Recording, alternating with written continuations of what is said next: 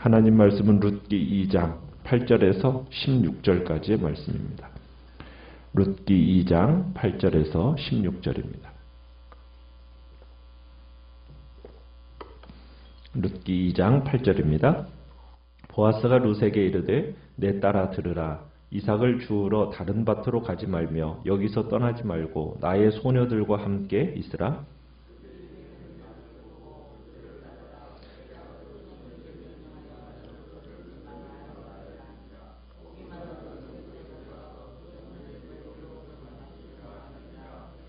룻이 엎드려 얼굴을 땅에 대고 절하며 그에게 이르되 나는 이방 여인이거늘 당신이 어찌하여 내게 은혜를 베푸시며 나를 돌보시나이까 하니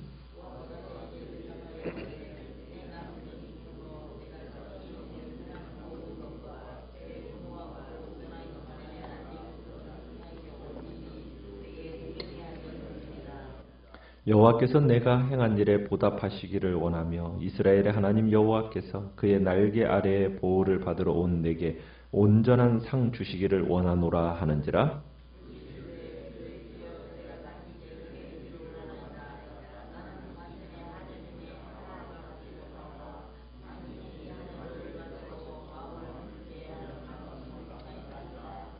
식사할 때에 보아스가 룻에게 이르되 이리로 와서 떡을 먹으며 내 떡 조각을 초에 찍으라 하므로 룻이 곡식 빼는 자 곁에 앉으니 그가 볶은 곡식을 주매 룻이 배불리 먹고 남았더라.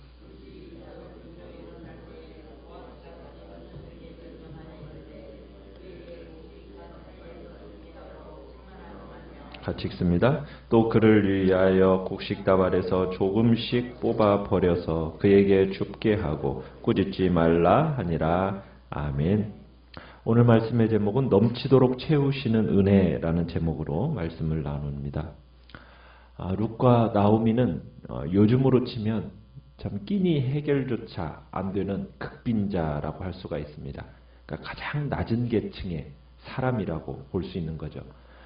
그런 룻이 끼니를 해결하기 위해 할 수 있는 일은 그 당시에 추수하는 남의 밭에 가서 이삭을 줍는 것이었어요. 당시는 이것이 허용되는 사유였어요. 세상의 법칙은 주로 내 것은 다 내가 다 거둬간다. 이게 세상의 법칙이죠. 한 톨도 남기면 안 되듯이 그냥 요즘에는 다 쓸어가는 것이 이 세상의 법칙이지만 누군가 정말 내 것을 다른 사람이 건드려서는 안 되고 가져가서는 안 된다는 것이 세상의 법칙입니다. 그러나 하나님의 법칙은 그렇지가 않아요. 하나님께서 율법으로 분명하게 정해놓으셨죠. 왜냐하면 하나님은 나의 하나님이시고 나의 하나님이 되실 뿐만 아니라 내 인생의 아버지가 되시기 때문에 우리의 인생은 세상의 법칙을 따라가는 존재가 아니라는 거예요. 하나님은 율법을 통해서 가난한 자, 연약한 이웃, 불쌍한 거류민들, 그들을 위해서 내 것을 좀 흘려라. 이게 하나님께서 율법을 통해서 가르치는 교훈입니다. 자, 이제 룻이 이삭을 이렇게 주우러 갔는데 보아스가 그 장면을 보았어요. 룻을 처음 보고서 그의 일꾼들에게 물어봅니다. 저 소녀가 누구냐? 그러자 일꾼들을 거느리는 사환이 이제 보고를 하죠. 보고를 이 사환이 보고하는 장면을 보면 7절에 그 보고를 보면은 이 사환 역시 룻에게 감동을 받았던 것 같아요. 룻이 시어머니를 위해서 모시기 위해서 이삭을 주우러 나온 사연과 그에게 부탁할 때의 겸손한 태도, 그리고 그녀가 잠시 쉰 것 외에는 자기들보다 더 열심히 이삭을 줍는다라는 이 모습에 감화를 받았던 것 같습니다. 그래서 주인 보아스에게 룻에 대해서 은근히 긍정적인 보고를 하고 있는 것을 우리가 보게 되는 거죠. 자, 이 일꾼의 보고를 받은 보아스가 룻을 부릅니다. 그리고 그녀를 격려하고 배려하는 장면을 오늘 우리가 보게 돼요. 어떻게 보면은 8절에 이제 이런 표현을 쓰고 있어요. 내 딸아, 마치 어려운 딸의 형편을 보고 안타까워하는 아버지가 딸에게 이야기하는 것처럼 내 딸아 하면서 위로를 합니다. 그러면서 첫 번째로 무엇을 얘기를 하느냐면 이삭을 주우러 다른 밭으로 가지 말라고 얘기합니다. 앞으로 룻이 그 밭에서만 주어도 충분한 식량을 얻을 것이니까 자기 밭에서만 이삭을 줍도록 배려를 합니다. 그리고 보아스가 룻에게 자기 밭에서 떠나지 말 것을 권면해. 떠나지 말라. 이 보아스의 밭은 그의 소관이기 때문에 룻에게 어떤 일이 일어나지 않도록 보호해 주겠다라는 의미가 들어있는 겁니다. 세 번째로는 보아스는 룻에게 그의 소녀들과 함께 있어라 이렇게 얘기합니다. 그러니까 룻이 지금 홀로 낯선 곳에서 이삭을 줍다 보면은 해를 당할 수도 있지 않겠습니까? 그러니까 보아스의 여종들과 함께 있게 된다면 보호를 받게 될 것이기 때문에 보아스가 룻에게 자기 여종들과 함께 있으라고 하고, 이 이야기는 또한 더 이상 룻을 어떤 이삭 줍는 이방인으로서 취급하는 게 아니라 그 여종들 중에 하나로 대하겠다라는 의미가 들어 있습니다. 그래서 어떻게 보면은 그 당시 이방인의 위치에서 참으로 함께 이 베들레헴의 공동체에 소속된 그런 여종의 위치로 사회적인 지위를 높여주고 있는 것을 보게 되죠. 거기에다가 네 번째는 보아스가 룻에게 추수꾼들, 자기 추수꾼들의 뒤를 바짝 따르도록 합니다. 우리가 16절에 가보면 그런 얘기가 써 있어요. 보아스가 일꾼들에게 일부러 이삭을 어떻게 하도록 합니까? 흘리라고 그러죠. 뿌리라고 지시를 하고 있어요. 그러니까 룻으로 하여금 더 많은 이삭을 줍도록 하려고 곧바로 그 추수하는 자들의 그 뒤를 따르도록 배려를 하고 있는 겁니다. 거기다가 다섯 번째로는 보아스가 룻에게 이야기하는 바는 뭐냐면 9절에 보면 그들을 따르라. 그들이라는 것은 누구냐면 이삭을 줍는 소녀들을 따르라고 얘기해요. 그러니까 홀로 이삭을 줍는 것보다도 다른 여자들과 함께 일하는 것이 외롭지 않고 즐거울 것이기 때문에 그렇게 배려를 하는 겁니다. 또 9절에 또 그 소년들에게 명령을 하죠. 이삭을 주울 때 자기 일꾼들에게 절대로 룻을 건드리지 말라는 거예요. 그렇게 지시를 합니다.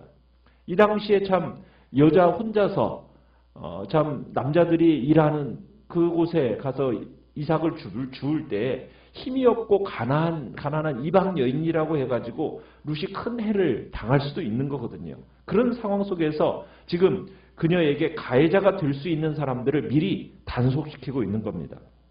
그리고 마지막 일곱 번째는 보아스가 룻에게 언제든지 목이 마르면 일꾼들이 길어온 물을 마시라고 합니다.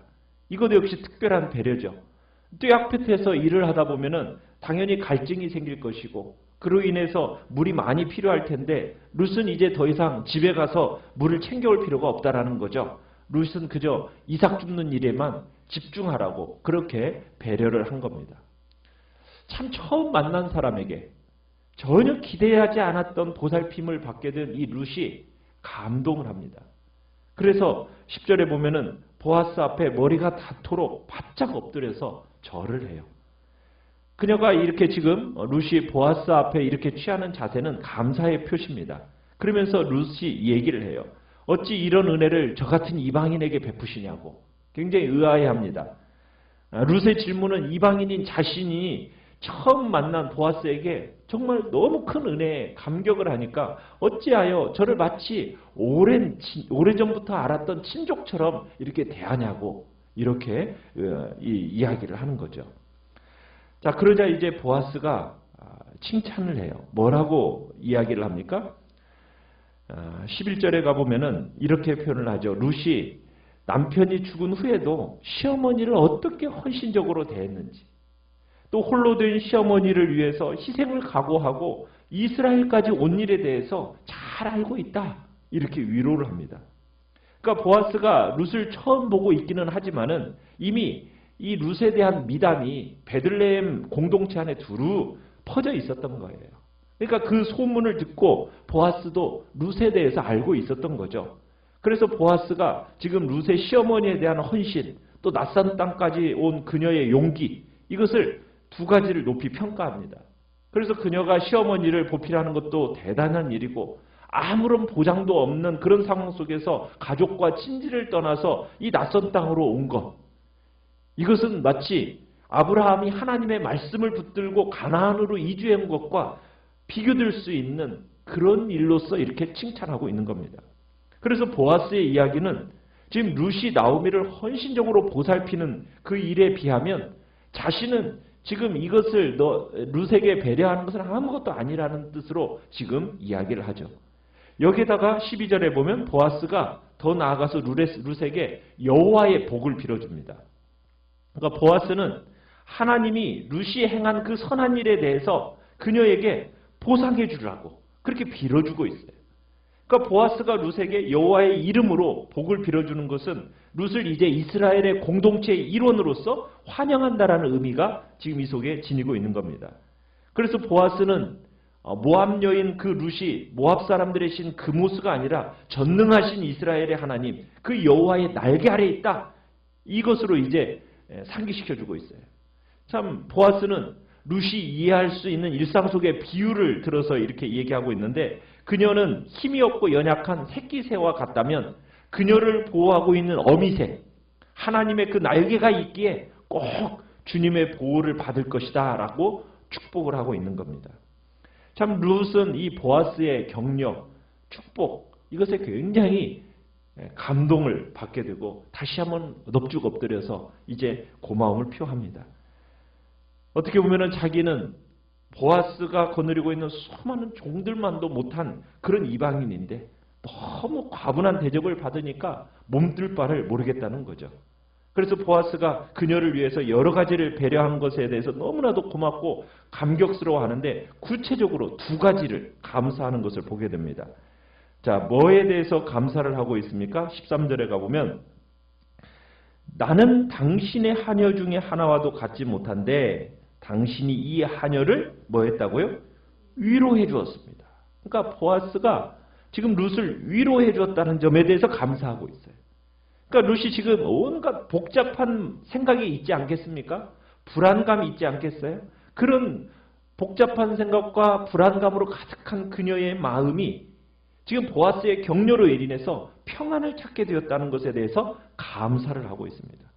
두 번째로는 13절에 또 이렇게 하죠. 마음을 기쁘게 하는 말씀을 해주셔서 격려해 주셔서 감사합니다 라고 얘기하고 있어요. 그러니까 모든 것이 지금 불확실하고 불안정한 상황 속에서 지금 다른 나라 타국에 정착하고 살아야 하는 룻에게 이 보아스의 격려라는 것은 정말 상상을 초월하는 힘이 되었을 거예요. 정말 자신이 여호와의 인도하심을 받아서 이 복된 땅에 와 있다라는 것을 의식하게 되었다라는 거죠. 또 거기다가 14절에 가보시면은 시간이 얼마 지나지 않아서 점심때가 되었어요. 이미 룻에게 많은 것을 선사한 보아스가 이제는 점심때 그녀에게 또 인애를 베풀어 줍니다. 그녀를 초청해서 자기 음식을 지금 그녀에게 주고 함께 먹는 거예요. 그러니까 보아스가 지금 룻을 참 베들레헴 공동체의 일원으로서 환영하고 있다는 것을 우리가 보게 되는 겁니다. 지금 룻은 바로 며칠 전에 지금 베들레헴에 도착했잖아요. 그리고 시어머니의 허락을 받고서 아침 일찍 나왔으니 밭에 나왔으니 지금 점심을 챙겨 나왔겠어요? 못 나왔겠어요? 점심을 챙겨 나올 그럴 만한 여유가 없었던 거죠. 이럴 때 지금 룻에게 보아스가 일꾼들을 위해 준비한 식사를 먹게 하는 겁니다. 떡을 주고 그 떡을 찍어 먹을 수 있는 소스도 주고 그리고 볶은 곡식도 주는데 룻이 마음껏 먹고 배부를 수 있도록 남을 정도의 충분한 양을 룻에게 주고 있습니다. 그런데 무엇보다 중요한 것은 보아스가 직접 하인들을 시키지 않고 룻에게 음식을 주었다는 거예요. 그러니까 베들레헴의 어떻게 보면 유력자요, 유지가 가장 낮은 이방인 과부를 섬기고 있는 것을 보게 됩니다. 자, 점심 식사가 끝났어요. 다시 추수가 시작됩니다. 자, 보아스는 일꾼들을 불러다가 뭐라고 얘기해요? 룻이 곡식단 사이에서 죽게 하도록 허락하라는 거예요. 더 나아가서 곡식다발에서 어떻게 하라고요? 조금씩 뽑아서 그녀의 앞에 뿌려주라는 거죠. 어떤 일이 있어도 수치를 당하지 않도록 배려하라는 거고요. 야단치지 말라고, 꾸짖지 말라고 당부도 합니다. 그러니까 이 보아스는 율법의 어떤 법적인 한계 있잖아요. 그 한계를 훨씬 더 뛰어넘어서 자비를 베풀고 있는 겁니다. 그것도 룻이 눈치채지 않게, 자존심 상하지 않게 배려하고 있는 보아스를 우리가 보게 되는 겁니다. 참 이 본문을 보면 추수밭에서 참 보아스의 배려, 보아스뿐만 아니라 참으로 주인의 영향을 받은 일꾼들조차도 이방 여인을, 이 룻을 긍휼히 여기고 참으로 긍정적으로 대하는 모습을 보게 돼요. 자, 그런데 이 긍휼의 시초가 누구일까? 긍휼의 시초가 누구냐? 바로 룻이었다는 거예요. 룻이 자발적으로 그리고 순수한 인애의 마음으로 공궁의 처지에 빠져있는 그 시어머니 나오미에게 끝까지 충성하기로 결심한 것. 이게 바로 인애예요. 그 인애라는 표현은 히브리어로 헤세드라고 얘기합니다. 헤세드. 이 헤세드라는 이 말은 한 믿음의 공동체에서 약한 자가 공궁에 처해 있잖아요. 그럴 때 강한 자가 자발적으로 보이는 충성, 사랑, 이것을 헤세드라고 얘기를 해요.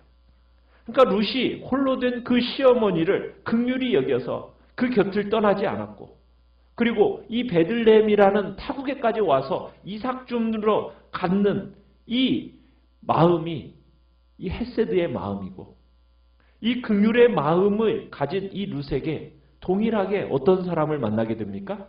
긍휼히 여기는 사람을 만나게 됩니다. 그런데 아니 그 누구보다도 하나님의 긍휼을 입게 돼요. 이런 룻의 충성과 룻의 인애로 말미암아 나오미의 삶은 텅 비었다가 어떻게 됩니까? 풍성하게 채워지게 돼요. 그러니까 룻의 이 헤세드의 마음이 나중에 그녀에게 또 엄청난 영적 축복의 통로가 되는 것을 보게 됩니다. 결국에 이스라엘 공동체의 삶의 원리, 우리 믿는 자들의 공동체, 교회 공동체의 삶의 원리는 무슨 원리입니까? 헤세드예요. 한마디로 인애의 삶입니다. 헤세드의 삶이에요. 그러니까 긍휼의 삶이에요. 이런 헤세드의 삶을 그 백성들이 살게 될 때 헤세드의 하나님을 가장 잘 체험하게 된다는 거예요. 이런 헤세드의 삶은 누구만 살 수 있겠습니까? 하나님으로부터 그 헤세드를 체험한 사람만이 그 비로소 그 긍휼의 삶을 살 수 있게 되는 거예요. 우리가 우리 스스로 이 하나님의 인애, 사랑, 긍휼 베풀 수 있는 존재가 아니죠.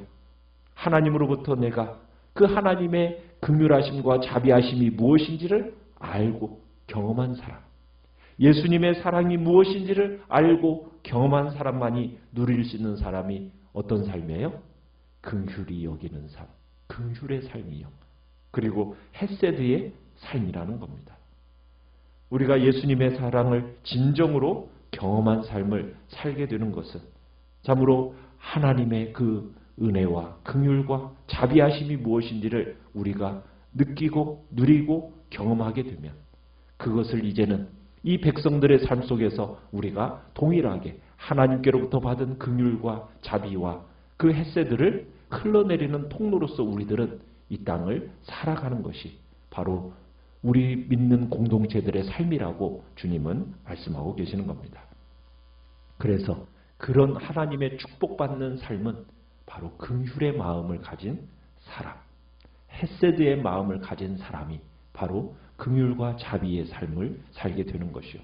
우리 복된 공동체도 정말 하나님께로부터 받은 자비와 긍휼이 우리 안에 풍성하게 일어나서 그 하나님의 넘치는 은혜에 힘입어서 서로 헌신하고 충성하고 사랑하고 긍휼히 여기는 복된 공동체가 되게 해달라고 또한 기도하며 나가시길 바랍니다. 오늘도 주님의 은혜를 간절히 구하면서 이 시간 주님 앞에 나아가시고요. 연약한 우리의 지체들을 위해서 기도해 주시고 또 주님의 교회에 등록하고 또 주님의 말씀으로 함께 나아가는 복된 공동체 새신자들에게 하나님의 은혜를 베풀어 달라고 깊은 믿음의 뿌리들이 박혀지는 역사를 놓고도 기도해 주시길 바랍니다. 기도해 주시길 바랍니다.